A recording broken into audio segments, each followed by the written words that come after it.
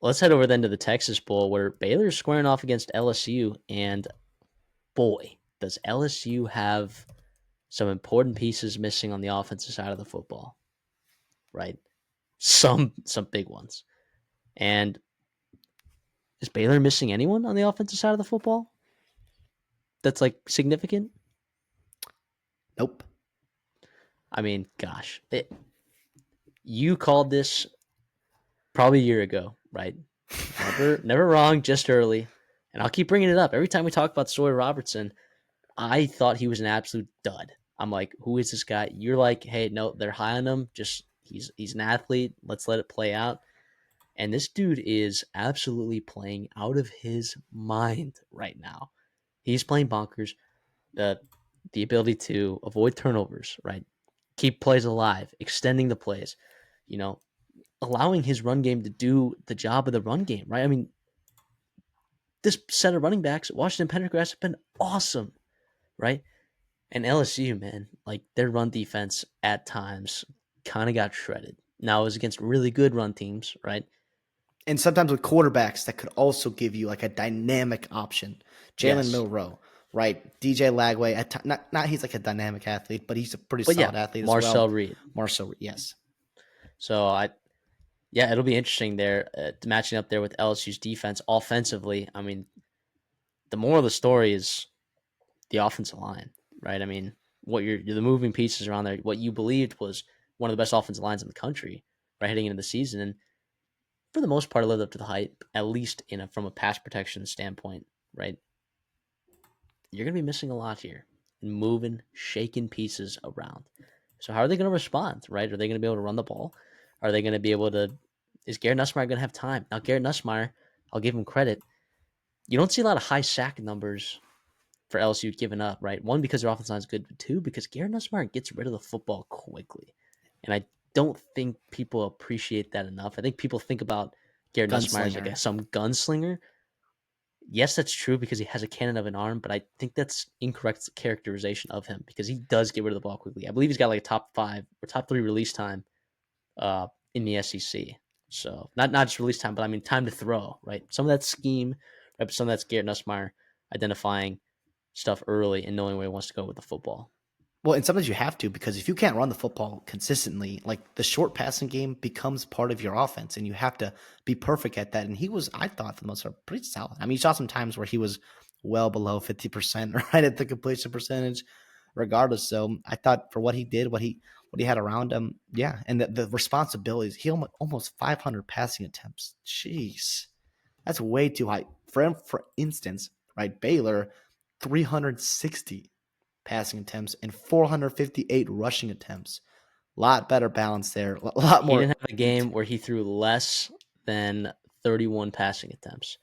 He didn't have a game where he dropped back for a pass less than 35 times. Yeah, that's not ideal, especially when you've got three freshmen that are going to be starting along your offense line. You're kicking out Miles Frazier, who's normally your right guard, over to right tackle. Holy cow, right? The only mainstay is going to be what DJ Chester, and he's a young kid, right? Redshirt freshman, second year kid. So it'll be interesting. I do want to see how Caden Durham. I want to see intentionality to run the football and stay committed to it with Caden Durham. Right. I thought he's a guy, as we got into SEC play, you saw him start to flash and make big time runs. He's got the athleticism, he's got the speed and the physicality as a freshman to do that in the SEC. I want to see these couple of weeks in bowl practice really have intention to get him the ball because not only are you missing your offensive lineman, you also have CJ Daniels, wide receiver, going to Miami. You've got Kyron Lacey, right, one of the best wide receivers in the SEC, gone. You've got the tight end Mason Taylor gone as well. And you've got Chris Hilton, who's struggled consistently his whole career and drop issues. He's coming back from injury as well, later in the season, right? So you've got some kind of, revolving door, maybe not reliable targets like you normally have there at wide receiver and tight end and O-line. Like, let's not put Garrett Nussmeier in terrible situations in this game because, first of all, Baylor has done a really good job of winning the first and second quarter, right? And so you get down early and all of a sudden, up there goes the run game, and now it's up to Aaron Anderson, who I like a lot, and Chris Hilton and Xavier Thomas to really separate it and be big time playmakers for LSU. And I don't love that idea, honestly, for LSU. Yeah, when you want to talk about on the offensive line, you talk about those pieces moving around. Left tackle, I think, is a huge concern, right? In terms of like the experience here. I think at right tackle, Miles Frazier, remember he played tackle at FIU, right? And he was really good there. And they kicked him down to guard, and he was even better, right? He was able to play guard at an SEC level, right? We don't know what we're going to see necessarily from him at right tackle at this level, uh, but he has experience playing tackle. Right, this dude has played so many snaps of college football. I'm not worried about that right tackle spot.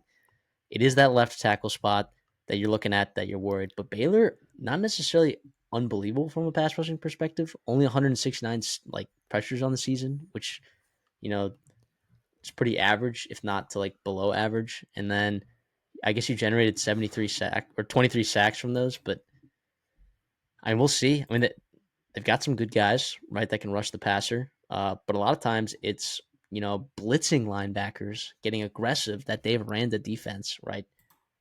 Blitzing linebackers is how you're able to get to those guys. And I think that, while maybe you don't have that elite pass rushing talent up front on the defensive line, I think with new faces on the offensive line, I think that gives you an opportunity to get those linebackers in space to make a play on Garrett Nussmeier, who maybe isn't super mobile as maybe the previous quarterback at LSU.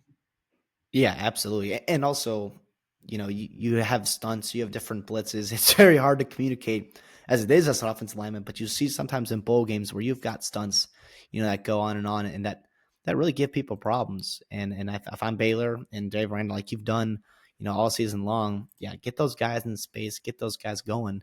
And also, like every college football quarterback, and at times, Garrett Nussmeier gets significantly worse when he is pressured, right? PFF, which I know isn't the end all be all, but he has an 87% or 87 passing grade, which is really freaking good when kept clean in a clean pocket. When he is under pressure, that drops to a 49, which is below average. So that's not ideal for Garrett Nussmeier there. Obviously, the pressure is, and that's the scheme for every freaking defense in college football is get after the quarterback, make him uncomfortable. I want to talk about um, two defensive tackles in this game here. Maybe guys that don't get a ton of shout out. How about defensive lineman for Baylor, Jackie Marshall, a guy that could play a huge role here. Really good against the run, right? PFF has him as a damn good run defender, as well as on LSU's side, Dominic McKinley, former 5-star kid who came on really strong as the season ended. Exclamation point on the last game of the week, rivalry weekend against Oklahoma, had 2 sacks for him. We talked about him way in the offseason. It's like, is he a guy that's going to be ready to play in year one? Is he going to reshape his body to be ready? And it sounds like he did. It looks like he did. And that was awesome. And another guy, with those young kids, having those bowl practices and getting better and better and better, you could see a really good and potentially, very impactful player for Dominic McKinley. Obviously, bright future for sure ahead of him. But we're talking about in this bowl game here, that could be huge because they got some damn good running backs and Sawyer Robertson as well. You want to get after him. You want to get after with Swinson, with Weeks, all those guys getting after the quarterback. Well, I want to talk about Jackie Marshall for a second because when we previewed the Big 12, right, we were like going through like, holy cow, there are so many good running backs. And we were like, but there are not a lot of good interior defensive lines in the Big 12. And honestly, definitely kind of probably a miseval on our part. Like, this is a good defensive line, dude. Like, well, I guess that interior is really good. Okay. I mean, Jackie Marshall, like, when you play the running backs that you played against and put up the numbers and you play almost 600 snaps, I mean, both of their interior defensive linemen played almost 600 snaps. I mean, that's just guts. That's grit right there from that interior defensive line. So I'll shout them out for sure. And it'll be interesting though. Like I'm Caden Durham, not necessarily between the tackles kind of guy, right? So I don't know how much those D tackles are necessarily going to play a role in that aspect. But let me tell you, I like that interior defensive line for Baylor, like you said.